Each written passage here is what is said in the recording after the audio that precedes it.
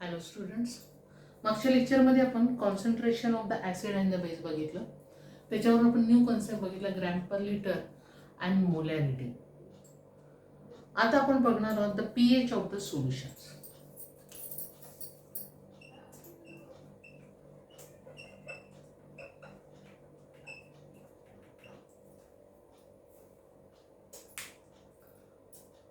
We have seen that when the acid or base, when it is dissolved in the water, it can be dissociated to form the H plus ion and the OH minus ions in the aqueous solution. But the formation of the H plus ion and the OH minus ion, the concentration is a depend upon the H plus ion concentration, proportion of the H plus ion or the OH minus is a depend upon the solutions. Means how much of the H plus ion will be the form, how much will be the OH minus ion will be the form. It can be determined with the help of the pH of the solution. आता हे पहिल्यांदा pH of the solution बघण्याच्या आधी मी तुम्हाला हे सांगते की suppose आपण soil घेतली, तुम्हाला सगळ्यांना कल्पना आहे. We can check it the soil is acidic, basic और न्यूट्रल. वेन द फार्मर जेव्हा एखादा शेतकरी जेव्हा पीक लावतो ते आधी काय करतो की जी माती आहे, सॉइल आहे, ती आपण तो काय करतो, चेक करून घेतो की जी सॉइल आहे ती ॲसिडिक आहे, बेसिक आहे का न्यूट्रल आहे. आता ॲसिडिक मीन्स म्हणजे यामध्ये H प्लस आयन किंवा OH मायनस आयनचं कॉन्सन्ट्रेशन किती आहे, बरोबर आहे. त्याचप्रमाणे it is a necessary that is a blood cell saps in which the H plus ion and the OH minus having the definite proportion. आपल्या बॉडीमध्ये असलेलं जे ब्लड आहे त्याच्यामध्ये देखील H प्लस आयन किंवा OH मायनस आयन आहे, तर त्यांचं एक ठराविक प्रोपोर्शन असतं. आता सगळ्यात उत्तम उदाहरण तुम्हाला मी देते की तुम्ही इडली खाता, बरोबर आहे, किंवा असे फर्मेंटेड फूड खाता, बरोबर आहे. तर हे फर्मेंटेशन कसं करून ते तुम्हाला हे सगळ्यांना माहिती आहे. मग हे जे फर्मेंटेशन प्रोसेस आहे which is a carried out with the help of the micro organism. हे तुम्हाला पण माहिती आहे, मला पण माहिती आहे, बरोबर आहे. मग ते actually micro organism fermentation process करतात, म्हणजे ॲक्च्युली काय करतात, they can be carried out the biological biochemical process and also the many chemical process so that H plus ion concentration and the OH minus concentration having the certain limit. म्हणजे जेव्हा तो fermented food असतं ते खायला चवीला विशिष्ट छान लागतं, विशिष्ट त्याची चव असते, बरोबर आहे. म्हणजेच काय की त्याच्यामध्ये असलेले H प्लस आयन कॉन्सन्ट्रेशन आणि OH मायनस आयनचं कॉन्सन्ट्रेशन जे आहे ते ठराविक लिमिटपर्यंत ते आणण्यासाठी ते बायो केमिकल प्रोसेस घडून आणतात. आणि त्याचसोबत अनेक मिनी केमिकल प्रोसेस घडून आणतात की ज्या योगे H प्लस आयन कॉन्सन्ट्रेशन आणि OH मायनस कॉन्सन्ट्रेशन हे परफेक्ट आलं पाहिजे की ज्यामुळे त्या फूडला ती विशिष्ट प्रकारे टेस्ट येईल, बरोबर आहे. मग आता आपण एक एक्झाम्पल समजा वॉटर आहे. आता वॉटर समजा आपण डिसोसिएट केलं तर तुम्हाला काय तयार होईल, तर when the water will be dissociated to form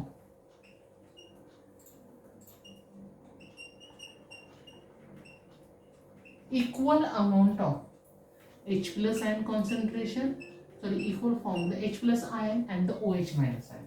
म्हणजे जेव्हा वॉटर डिसोसिएट होतं तेव्हा इक्वल प्रोपोर्शनमध्ये H प्लस आयन आणि OH मायनस आयनचं फॉर्म होतं, बरोबर आहे. आता त्यासाठी आपण एक सायंटिस्ट आहे, त्याचा स्वीडिश सायंटिस्ट आहे, त्या सायंटिस्टचं नाव आहे Danish scientist and the Sweden scientist. त्यांनी काय केलं की the concentration of the H plus ion form, त्यांनी काय केलं की हे जे वॉटर आहे हे डिसोसिएट केलं आणि डिसोसिएट केल्यानंतर ते टेम्परेचर त्यांनी एक विशिष्ट मेंटेन केलं. म्हणजे ॲट 25 डिग्री सेल्सिअस टेम्परेचरला त्यांनी काय केलं की वॉटर जे आहे ते कम्प्लिटली डिसोसिएट केलं आणि वॉटर डिसोसिएट केल्यानंतर त्याचं जे आहे कॉन्सन्ट्रेशन त्यांनी चेक केलं, तर त्यांनी त्यावेळी कॉन्सन्ट्रेशन त्याला मिळालं 1 × 10⁷ ग्रॅम पर मोल per litre.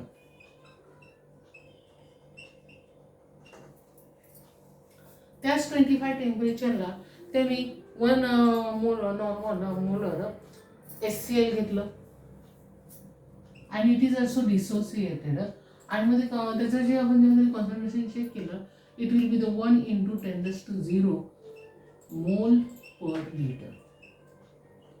We can again take the one base, that is a sodium hydroxide having the concentration, that is a 1 molar sodium hydroxide. It is also dissociated to form the NaI at a 25 degree Celsius टेम्परेचरला.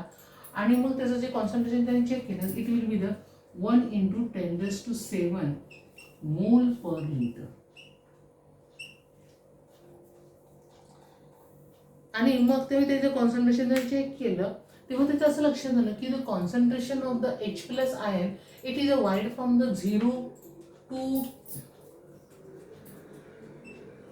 0 to 4, it is wide from the 10⁻0 to 10⁻14.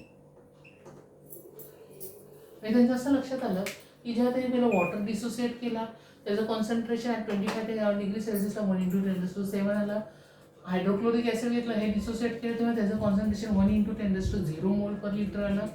त्याच वेळेला sodium hydroxide पण dissociate केलं आणि त्याचं देखील concentration किती 1 × 10⁻14 मोल per litre. मग त्यांचं असं लक्षात आलं की ही जी कॉन्सन्ट्रेशनची जी रेंज आहे ही इट इज फ्रॉम 10⁻0 to 10⁻14. बरोबर आहे.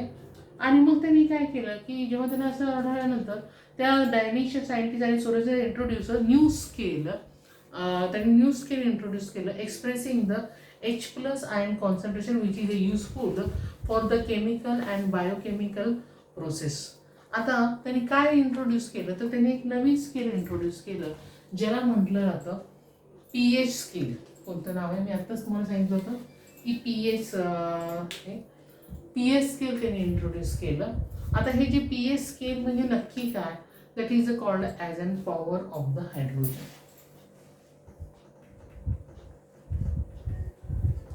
ॲज अ लॉंग फॉर्म आहे पॉवर ऑफ हायड्रोजन. हे पॉवर ऑफच आहे. Okay, means power of the hydrogen. And this pH can be extend from the 0 to 14. हे pH जे एक्सटेंड आहे हे किती आहे 0 to 14 पर्यंत एक्सटेंड केलेलं आहे. आणि according to them that is the scale of the pure water is 7. Pure वॉटरचं स्केल किती आहे 7. Also the pH of the acids आहे 10⁻0 आणि सोडियम हायड्रॉक्साईडचं किती आहे 14 आहे. बरोबर आहे. मीन्स यावरून त्यांनी सांगितलं की प्युअर वॉटरचं स्केल आहे 7 means it is a neutral. ते कसं आहे न्यूट्रल. प्युअर वॉटर कसं आहे न्यूट्रल. आणि ॲसिडचं जे pH स्केल आहे it is a less than 7.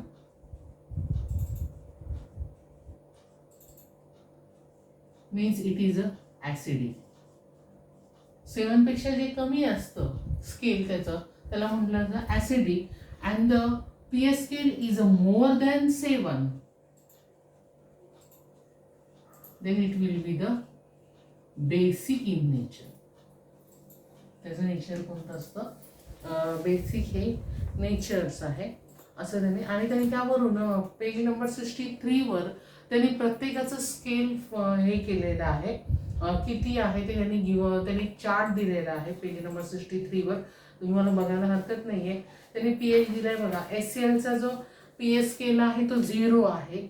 आता तुमच्या पोटामध्ये असतो जो गॅस्ट्रिक ज्यूस फॉर्म होतो त्याचा pH आहे 1. तुम्ही वापर लेमन ज्यूस सगळ्यांना माहिती आहे त्याचा आहे 2.5. व्हिनेगर माहिती आहे. टोमॅटो आहे 4.1. आता तुमची युरिन आहे त्याचा pH स्केल आहे 6. Rain and the milk water 6.5 म्हणजे not milk water the pure neutral but it is a less acidic. Pure water 7 मी मगाशीच म्हटलं होतं तुम्हाला. Pure water and also the sugar solution ह्याचा pH किती आहे 7. That's why it is a neutral. त्याच्यानंतर blood जो आहे 7.4 आहे. आपला जो बेकिंग सोडा आहे पुन्हा किंवा आपलं डिटर्जंट आहे याचं जे स्केल आहे it is a more than 7 म्हणजे it is a basic in nature. तुमच्या पेज नंबर 63 जो चार्ट दिलेला आहे pH ऑफ द ॲक्वस सोल्युशन तो लिहून पण काढायचा समजून घ्यायचा आहे. म्हणजे तुमच्या लक्षात आलं pH सोल्युशन म्हणजे काय की त्यांनी कॉन्सन्ट्रेशन चेक केलं तेव्हा त्यांना त्याची रेंज मिळाली 0. वॉटरची मिळाली 10⁻7. HClची मिळाली 10⁻0 आणि सोडियम हायड्रॉक्साईडची 10⁻14 मिळाली. त्यावरून त्यांनी pH स्केल कशी काढलेली आहे 0 to 14. आणि pHचा लॉंग फॉर्म आहे power of hydrogen, means the concentration of the H+ ion. आणि ज्याचा pH आहे <7 असतं त्याचं नेचर आहे ॲसिडिक इन नेचर. ज्याचा pH <7 असतं त्याला म्हटलं तर बेसिक इन नेचर. आता we can find out the pH by any other method. हे जे pH आहे आपण वेगवेगळ्या पद्धतीने देखील बघू शकतो by using the indicators. Indicator use करून देखील आपण pH बघू शकतो. तुम्ही वेगवेगळे इंडिकेटर्स यूज केले असतील आत्तापर्यंत, तुम्हाला माहिती आहे. That is a pH paper आहे, लिटमस पेपर आहे, बरोबर आहे. तर त्याचप्रमाणे त्यामध्ये तुम्ही एक डाय पण यूज केले असेल, that is a natural dye or synthetic dye. You can use it, बरोबर आहे. To find the solution will be the acidic or basic. तुम्ही प्रयोगशाळेमध्ये गेलेला असाल आणि काही थोडे बहुत आधी एक्सपेरिमेंट केलेले असतील, ते तुम्ही काही प्रयोगशाळेत वापरणारे जे इंडिकेटर्स आहेत ज्याला म्हटलं तर सिंथेटिक इंडिकेटर्स, ते यूज तुम्ही केलेले असतील, बरोबर आहे. आणि पण त्यावरून मी फक्त एवढंच फाइंड आउट केलं की हा जो सोल्युशन आहे it is acidic or basic, बरोबर आहे. मग ती जी स्ट्रेंथ ऑफ द ॲसिड जर आपल्याला फाइंड आउट करायचं असेल, मग स्ट्रेंथ ऑफ ॲसिड म्हणजे काय, the pH of this solutions. तर हे जर pH आपल्याला फाइंड आउट करायचं असेल तर आपल्याला युनिव्हर्सल इंडिकेटर यूज करावा लागतो. आता हा जो युनिव्हर्सल इंडिकेटर जो आपण म्हणतो, it is a made by mixing the several synthetic indicator at a specific proportion. म्हणजे एक इंडिकेटर त्यांनी तयार केलेला आहे ज्याला म्हटलं जातं युनिव्हर्सल इंडिकेटर. आणि हा जो युनिव्हर्सल इंडिकेटर जो आहे, वेगवेगळे सिंथेटिक इंडिकेटर आहे ते ठराविक प्रपोर्शनमध्ये एकत्र करून त्यांनी तो बनवलेला आहे, त्याला म्हणतात युनिव्हर्सल इंडिकेटर. अँड हा जो pH of the solution can be determined with the help of this indicators. और it can be use by using the pH paper पण आपण यूज करून देखील आपण तो कॉन्सन्ट्रेशन त्याचं फाइंड आउट करू शकतो. पण जर आपल्याला ॲक्युरेट जर मेथड हवी असेल तर आपण इलेक्ट्रिकल इन्स्ट्रुमेंट यूज करू शकतो, ज्याला म्हटलं तर pH मीटर. तुमच्या पुस्तकामध्ये पण ती डायग्राम्स तुम्हाला दाखवलेली आहे. पेज नंबर 64.5.4 मध्ये ती तुम्हाला डायग्राम दिसते आहे. त्या इलेक्ट्रिकल इन्स्ट्रुमेंटमध्ये काय केलं जातं की त्याच्यामध्ये इलेक्ट्रोड डीप केला जातो त्या सोल्युशनचा, ज्याचा pH पाहायचा आहे त्याचा. आणि त्याच्यानुसार त्या pH मीटरवर किती आहे त्याचा pH तो आपल्याला दिसणार आहे. त्यावरून ते सोल्युशन ॲसिडिक आहे, बेसिक आहे का न्यूट्रल आहे हे आपण फाइंड आउट करू शकतो. शिवाय तुम्हाला एक स्ट्रीप दिसते बघा त्याच्यामध्ये, पुस्तक जेव्हा तुम्ही ओपन कराल त्याही तुम्हाला दिसेल. पुस्तकात त्यांनी दाखवलेली अशी कलरची स्ट्रीप आहे आणि त्याच्यावर आकडे दिलेले आहेत बघा. 1 2 3 7ला ग्रीन आहे, त्याच्यापुढे नंतर तो ब्लिश करत होत गेलेला आहे, जांभळा होत गेलेला आहे. आणि मग त्याच्या साहाय्याने देखील आपण त्याचा pH फाइंड आउट करू शकतो की त्या सोल्युशनचा pH कोणता आहे, ॲसिडिक आहे का बेसिक आहे हे तर आपल्याला कळतं. शिवाय त्याचं कॉन्सन्ट्रेशन किती आहे, H+ ion concentration means pH त्याचा, त्यावरून आपण फाइंड आउट करू शकतो. तर कसं आहे ते मी तुम्हाला दाखवणार आहे. आलं लक्षात. आपण त्यात छोटासा एक एक्सपेरिमेंट पण आपण जे घरी माझ्या अवेलेबल आहे त्याचा यूज करून आपण ट्राय करणार आहोत, तुमच्या पण ते लक्षात येईल. आता तुम्हाला जर काही शंका असेल मला तुम्ही नंतर विचारू शकता पर्सनल याच्यावर. थँक्यू.